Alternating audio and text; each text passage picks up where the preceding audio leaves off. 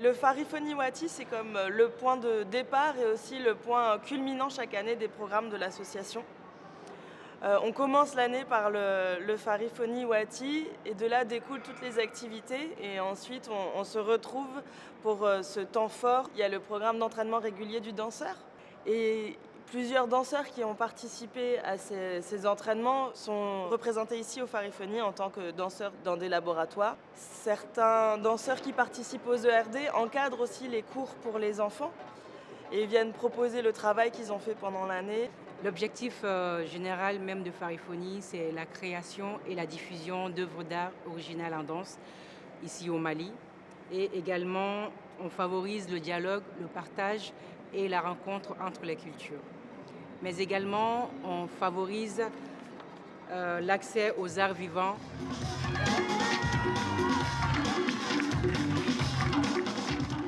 Pour cette 8e édition, on a eu à inviter 21 danseurs qui viennent du Mali, du Togo, de la Côte d'Ivoire, du Nigeria, du Sénégal, du Maroc et du Burkina Faso.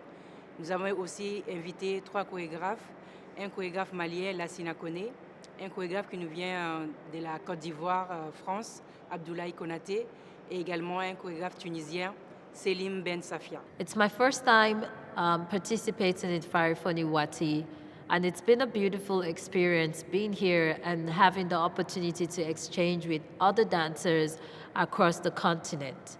I think that it's a beautiful program, laboratory, and platform for dancers to engage, exchange, but also get to know Africa better from the lens and experiences of the other participants.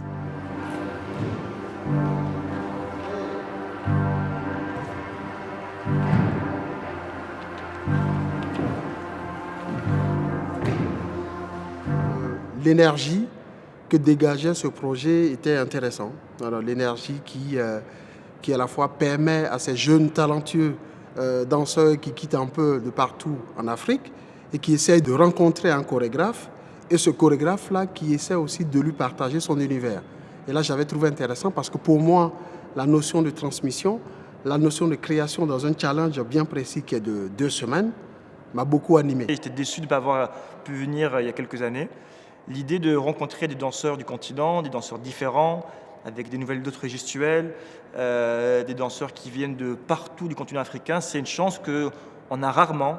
But for me, my work has been in the path of making social impact with my work, engaging the realities of my community and myself, organizing spaces that can allow other artists dream and re-envision new ways to navigate the world that they live in. Mélopée au berceau, qui est le titre en question du travail de recherche et de création que je suis en train de faire avec ces danseurs au lab, c'est que je vais à la fois parler de mélopée, qui dit mélodie, mélopée qui dit mélancolie, mélopée qui dit au fait, voilà, inventer son propre monde, si on veut parler de la chorégraphie. Je leur ai dit, ce monde-là que je vous raconte, qu'est-ce qui résonne? Comment est-ce qu'il résonne chez vous? Qu'est-ce que ça dit chez vous? Et j'ai laissé parler. Chacun a commencé à me parler de son expérience. Maintenant, je suis incollable sur les soirées à Abidjan, les soirées à Bobo Dioulasso, les soirées à Bamako. Ils m'ont tous parlé de leur expérience, de leur vécu. Et c'est comme ça qu'on a commencé la création. Comment créer un lien, comment être ensemble, comment ne pas être ensemble, comment se soutenir et comment faire partie d'un ensemble. Et voilà, c'est vraiment sur ces questions d'abord qu'on a beaucoup travaillé. Et bien sûr, après, il y a le physique qui vient à la dernière position. La danse est la finalité du discours qu'on porte.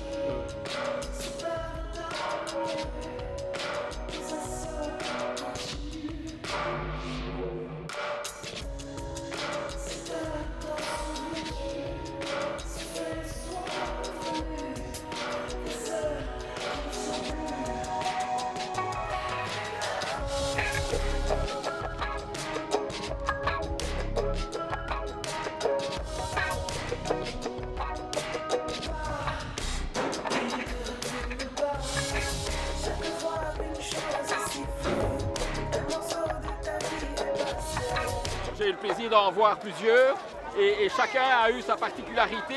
Les Maliens aiment bien de présenter des événements qui ont du sens et qui poussent et qui recherchent non seulement le plaisir de voir, d'entendre de la musique, d'apprécier des mouvements de danse, mais chaque fois avec un fond dans l'histoire. Ce qui rend Farifoni spécial à mes yeux, c'est cette rencontre avec l'autre, cette rencontre qui permet aussi de se dépasser, et qui permet aussi à ces artistes de créer à la fois une famille, de créer même au fait le berceau de l'humanité. Du coup, ce qui m'a impressionné, c'est comment il est arrivé à choisir l'espace dans lequel on danse et aussi son système de travail qui est le fait qu'on vient mais vide et qu'on finit avec un spectacle.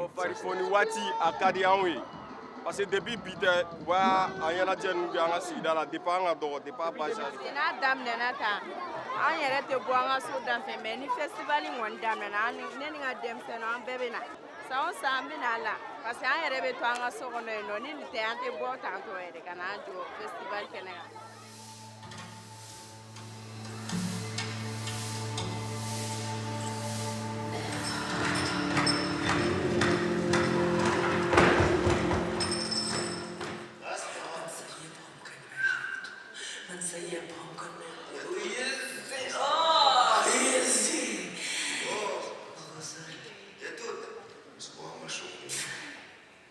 C'est vraiment un cadre très nécessaire parce que ça nous permet de traverser un processus de création, voir comment on part vraiment de rien pour trouver un spectacle à la fin. Donc du coup, pour nous les interprètes, Farifoni Wati, c'est vraiment une très grande vitrine et un truc très nécessaire pour nous.